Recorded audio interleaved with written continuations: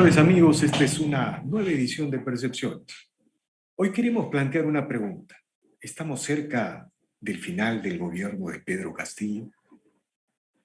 Antes de absolver esta pregunta, que tiene que ver con la decisión que asume el Congreso en las próximas semanas, bueno, tenemos que señalar que la mayoría de la sociedad ha llegado al entendimiento que este gobierno no puede continuar, porque está produciendo un proceso de destrucción nacional sin precedentes, considerando todos los logros que se habían logrado en los últimos 30 años, en términos institucionales, económicos, sociales y políticos.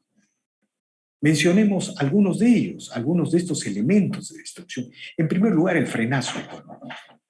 Parece imposible que el segundo productor mundial de cobre el día de hoy esté en un proceso de frenazo económico, esa es la palabra, cuando los precios de los minerales, particularmente del cobre, alcanzan niveles históricos. Es decir, el segundo productor mundial de cobre, que por las circunstancias debería estar creciendo por encima de 6%, debería estar proyectando reducir pobreza entre 4, 3 o quizás 5 puntos por año. Ese país el día de hoy apenas crezca 3 puntos y logre niveles mínimos de reducción de pobreza, sino de aumento de pobreza. Todo esto tiene que ver con la caída de la inversión privada. Si los precios de los minerales en un país minero por excelencia están en niveles históricos, la inversión privada debería estar volando, debería estar a velocidad de crucero. Bueno, la inversión privada en el Perú se está desplomando, incluso en la minería, a pesar de los precios de los minerales. Y todo esto tiene que ver con estos terribles anuncios de la constituyente, de la nacionalización de los recursos naturales, que aparentemente el señor Castillo, su gabinete y los militantes de Perú Libre no tienen ningún efecto, solo son juegos o estrategias de poder o de acumulación política. Pero cuando un jefe de Estado le dice a un país y a la comunidad internacional que va a cambiar el régimen económico y político social, es evidente que nadie va a invertir. No hay inversión, nuevas inversiones en minería, no hay nuevas inversiones en agroexportaciones. Estamos en un verdadero frenazo económico. Algo que parecía imposible lo ha logrado el señor Castillo. Reducir 3 décadas de crecimiento que nos permitió reducir pobreza del 60% de la población a 20% antes de la pandemia, convertirnos en una sociedad de contornos y mayorías de clases medias. Todo eso ha sido frenado. Entonces, ese es un argumento demasiado poderoso para señalar que si continúa el gobierno de Pedro Castillo estamos avanzando a la destrucción.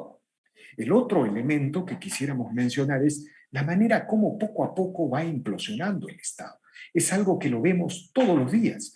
Lo vemos en la manera como la ola criminal se apodera de las ciudades, la ola delictiva se apodera de las calles, de las plazas en el país. No hay seguridad. El Estado no puede brindar seguridad.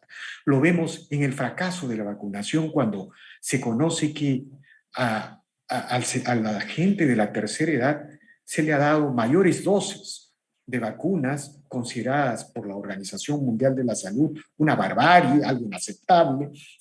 Nos enteramos también del colapso del Estado cuando la crisis de los fertilizantes nos indican que han habido 4 ministros de Agricultura, que hay un Estado ausente. En fin, el colapso del Estado se siente por todos lados. Ni qué decir digamos, la percepción de que el Estado se derrumba en las zonas y en las áreas mineras. En las áreas mineras, las minorías radicales de todo tipo han creado en la práctica zonas liberadas de la autoridad de la Constitución, las leyes y las instituciones. Y están imponiendo un orden que está cuestionando prácticamente todo el sistema de derecho de propiedad minero, los contratos que ha firmado el Estado. Son zonas liberadas, hablemos con propiedad. Son zonas liberadas y de alguna manera las demás instituciones del Estado se inhiben de investigar y de procesar a estos sectores que violan todos los días la Constitución, las leyes, los contratos, los sistemas de propiedad. Eso es lo que está pasando en el Perú. Y si a eso le agregamos que el propio gobierno fomenta con el empoderamiento de estas minorías radicales, como vimos durante el gabinete del señor Bellido, la señora Mirta Vázquez, quienes buscaban empoderar a estas minorías radicales que arremeten contra las empresas. Igualmente, si le agregamos la idea de política cocalera que nos ha planteado este gobierno, que pasa por comprar la coca, la producción de coca de los valles cocaleros, que pasa por producir un nuevo empoderamiento de productores cocaleros, es decir, el empoderamiento de los valles cocaleros es la confirmación de que se están creando zonas liberadas de la autoridad del Estado y de la Constitución. ¿A dónde nos lleva esto?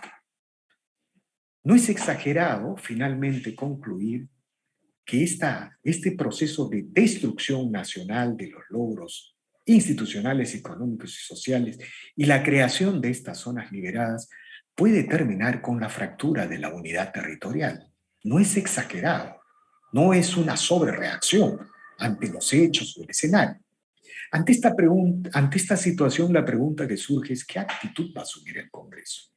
Finalmente, ¿van a detener este proceso de destrucción nacional o van a convivir con este proceso de implosión general de la sociedad?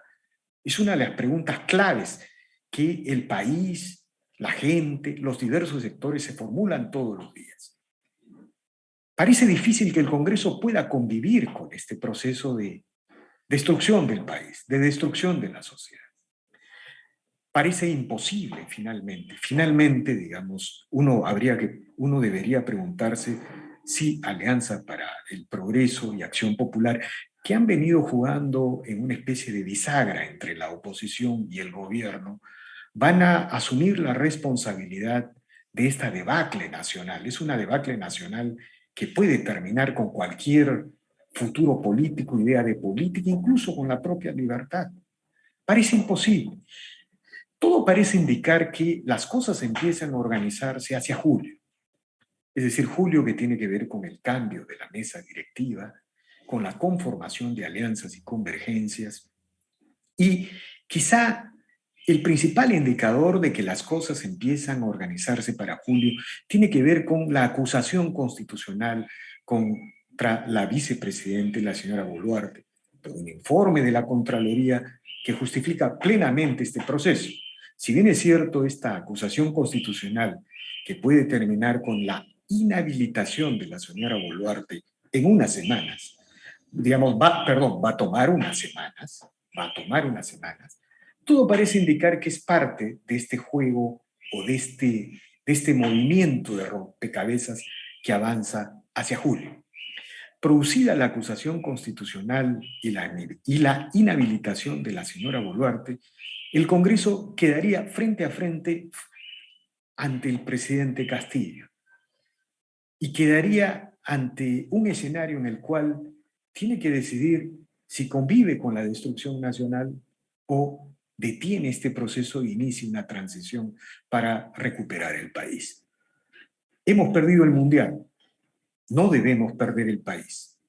Ese parece ser el humor mayoritario que empieza a desarrollarse a nivel nacional. Muchas gracias, amigos. Gracias por su atención.